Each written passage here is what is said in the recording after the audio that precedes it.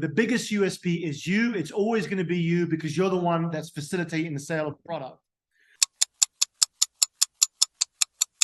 You know, whenever I was selling something as well with Sam or whatever organization I was in, I always made it very personal.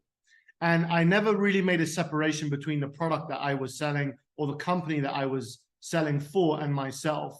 It stopped being about, hey, you're going to work with this team and you're going to go through this program. It was more about, I'm going to help you do this, and I'm and we and all of these kinds of words I would use because I really felt that I was invested in the project, the company, the product. I was part of the product. That's kind of how I saw it.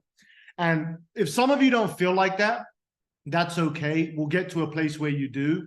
But the more personal you get with somebody over the phone, the more it becomes a much more trust-filled, trust-filled one-on-one, where someone's really talking to you and they're not talking about this external thing that they want to buy.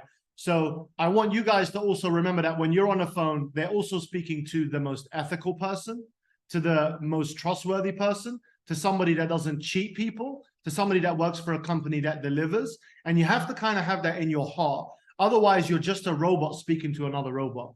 And I always like to say when it comes to communication as well, you know, there's two types of communication, because there's one where you go, like if you guys imagine when you go to a bar and you meet someone and you're just talking just to talk, just to get to know someone, but you're not really there present with them.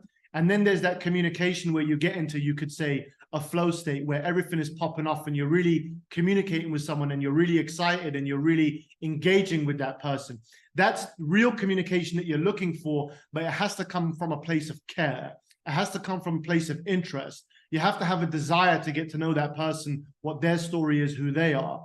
And that's who they're going to buy from. They're buying from you. They're not buying from a product.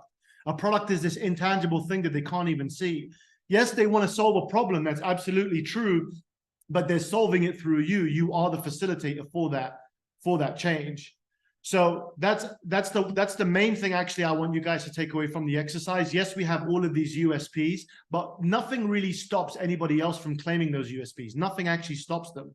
But the only thing that the person will feel different over the phone is that the person that they're speaking to, which is the salesperson.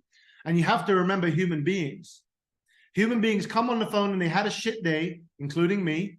Okay, they broke up with their wife, their girlfriend, their boyfriend. They're in a bad place mentally, and they're bringing that energy to the call. So you always have to remember, hey, what energy am I bringing to the call? Am I going to reflect that, or am I going to brighten up their day? It's not just about being interested in them. It's also about being interesting yourself.